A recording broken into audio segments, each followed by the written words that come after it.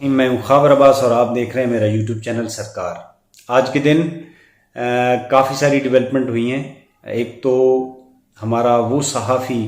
جو نہ صرف پاکستان بلکہ پوری دنیا میں ہماری ایک آواز تھا، ایک طاقتور آواز تھا،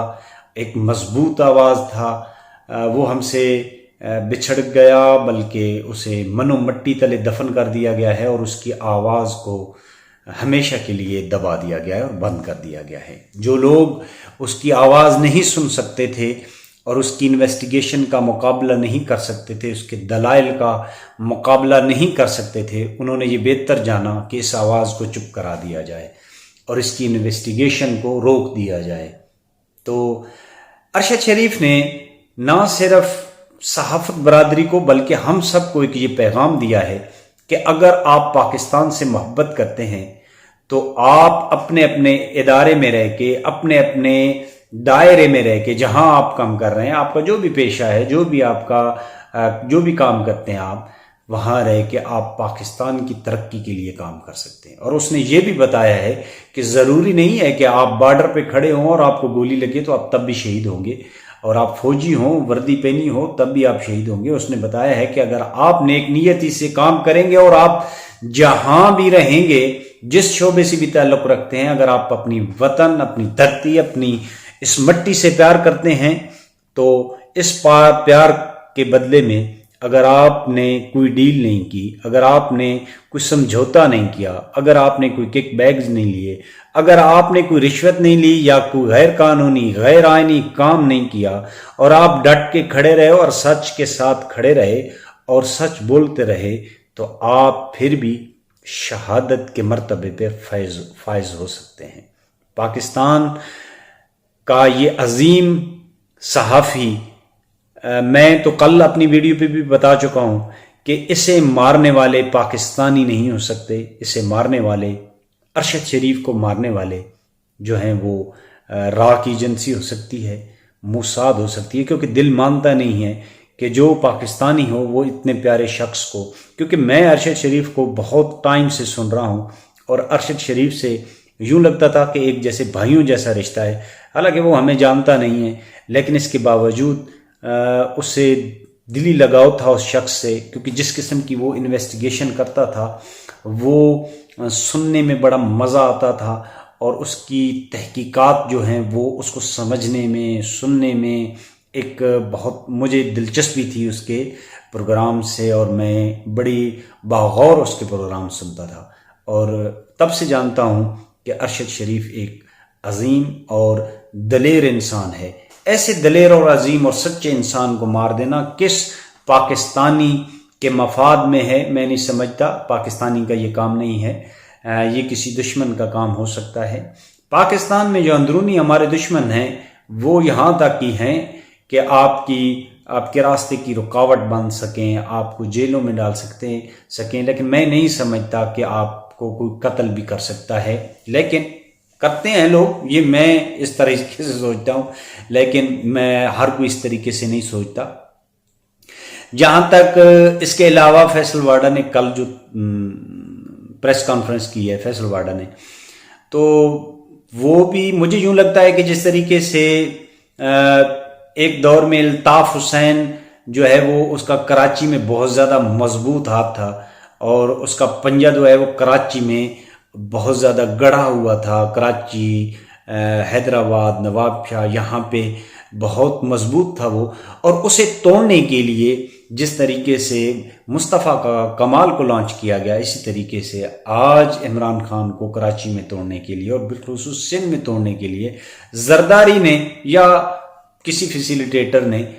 جس نے مصطفیٰ کمال کو لانچ کیا تھا، اسی نے فیصل واڈا کو عمران خان کے خلاف جو ہے لانچ کیا ہوا ہے۔ تو سمجھ تو نہیں آئی کہ فیصل واڈا کیا کہنا چاہتا ہے، کیونکہ فیصل واڈا نے بات کہاں سے شروع کی، پھر کہاں لے گیا، پھر ارشد شریف، پھر لانگ مارچ، تو سمجھ کچھ خاص نہیں آئی، لیکن یہاں تک آئی سمجھ کہ اس لانگ مارچ سے جو ہے وہ خون بہے گا۔ بھائی کون بہے گا خون؟ نہ بہائے نا، پاکستان کے ادارے ہیں تو پاکستانی عوام باہر نکلے گی۔ عمران خان نے جو لانگ مارچ کا اعلان کیا ہوا ہے تو آج سے نہیں کیا ہوا ہے، وہ تو جب سے اس کی حکومت گری ہے تب سے وہ کہہ رہا ہے. تو نہ مارے نا عوام. اس کے خلاف بھی 3-4 لانگ مارچ ہوئے تھے، اس نے تو نہیں لاشیں گرائیں، اس نے تو نہیں کسی فوجی کو کہا کہ ہمارے سامنے ان کو ماریں، اس نے تو کسی سیکورٹی ایجنسی کو نہیں کہا کہ ان پہ جو ہے فائر کریں یا آنسو گیس پھینکیں، اس نے تو کسی کو نہیں کہا. لیکن اگر ادارے یہ سمجھتے ہیں کہ پاکستانیوں کو اس طریقے سے مارنا چاہیے، میں نہیں سمجھتا کہ ہمارے ادارے جو ہیں وہ اس طریقے سے پاکستانیوں کو ماریں گے یا خون بہائیں گے. اگر کوئی خون بہائے گا ان کا پاکستانیوں کا تو وہ پاکستان کا یقینی طور پہ دشمن ہے، وہ بھی پاکستانی نہیں ہے، وہ پاکستان کا دشمن ہے. اور اگر خون بہانے کے ڈر سے انسان پیچھے ہٹ جائے، فیصل واڈا صاحب اب کس کے ماننے والے ہیں مجھے نہیں سمجھ آتی. اگر خون بہنے کے ڈر سے انسان سچ نہ بولے، اگر خون بہنے کے ڈر سے انسان چھپ کے بیٹھ جائے اور انسان جو ہے وہ اپنی آزادی اور حقیقی آزادی کے لیے باہر نہ نکلے، تو میں سمجھتا ہوں کہ پھر ایسے انسان کے جینے کا ویسے بھی کوئی فائدہ نہیں ہے. کوفی کوئی ایک خاص علاقے کا نام نہیں ہے کہ وہ فلاں کوفی تھے جنہوں نے امام حسین علیہ السلام کو کربلا میں اکیلا چھوڑا اور مدد کے لیے نہیں نکلے. کوفی ایک ذہنیت کا نام ہے، جیسے یزیدیت ایک ذہنیت کا نام ہے، اسی طریقے سے کوفی ایک ذہنیت کا نام ہے کہ جو وقت پہ آ کے جب باہر نکلنا ہو تو وہاں پہ اسے چھوڑ دیا جائے اور باہر نہ نکلے، یا قیام کے وقت انسان اگر قیام نہ کرے اور بیٹھ جائے اور ظلم کے خلاف آواز جہاں پہ لگانی ہو تو انسان وہاں پہ کوئی اور کام کرنے لگ پڑے تو یا بہانے تلاش کرنا لگ پڑے، تو میں نہیں سمجھتا کہ وہاں پہ پھر کوئی آزادی مل سکتی ہے کسی ملک کو، کسی قوم کو یا کسی طبقے کو بھی کوئی آزادی مل سکتی ہے. اگر آپ یہ سمجھتے ہیں کہ پاکستان کئی دہائیوں سے، بلکہ جب سے بنا ہے تب سے اپنے فیصلے خود نہیں کر پا رہا ہے، اس کے فیصلے، اس کے بیرونی فیصلے، اس کی خارجہ پالیسی کہیں اور ترتیب دی جاتی ہے، تو ہمیں چاہیے کہ ہم اس جنگ کے لیے لڑیں. اور اس جنگ کے لڑنے والا پہلا شہید جو اس سے پہلے بھی شہید ہو چکے ہیں وہ ارشد شریف ہے، جس نے کہا کہ پاکستان جو ہے وہ ہمارا وطن ہے اور ہم اس وطن کے لیے ہر قربانی دینے کے لیے تیار ہیں. اور آج اس کا جنازہ اس بات کا گواہ ہے کہ وہ حق پہ کھڑا تھا. اور الحمدللہ پاکستان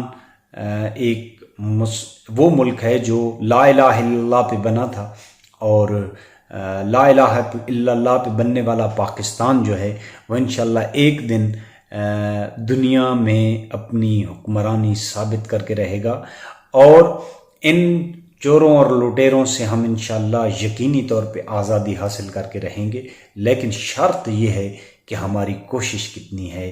ان سے آزادی حاصل کرنے کے لیے، ہم تگ و دو کتنی کرتے ہیں ان سے آزادی حاصل کرنے کے لیے، اور ہم ان سے آزادی حاصل کرنے کے لیے کتنے خواہش مند ہیں اور کہاں تک نکلتے ہیں ایک لیڈر کی آواز پہ، کہاں تک نکلتے ہیں کہ پاکستان کی خود مختاری کے لیے اور پاکستان کی فلاح کے لیے، اسے فلاحی ریاست بنانے کے لیے اور مدینہ کی ریاست کی بنانے کے لیے اگر کسی نے نعرہ لگا دیا ہے تو ہم کہاں تک اس کا ساتھ دیتے ہیں. یہ ڈیپینڈ کرتا ہے اس چیز پہ، تب جا کے قربانیاں ملتی ہیں. ادروائز ایسے لیڈر کو لوگ مروا دیتے ہیں. اس کا عمران خان کا بھی شاید یہی انجام ہو کہ اسے اگر ہم لوگوں نے اس طریقے سے ساتھ نہ دیا، پاکستانیوں نے اس طریقے سے ساتھ نہ دیا جس طریقے سے ساتھ دینا چاہیے، تو اسے بھی ارشد شریف کی طرح من و مٹی تلے دفنا دیا جائے گا اور اس کی آواز بھی بند کر دی جائے گی. اور پھر ہم ہوں گے، ہمارے بچے ہوں گے، اور بلاول زرداری ہوگا، مریم نواز ہوگی، حمزہ شریف ہوگا. تو اس لیے پاکستان کا ساتھ دیں. پاکستان زندہ باد. بہت شکریہ.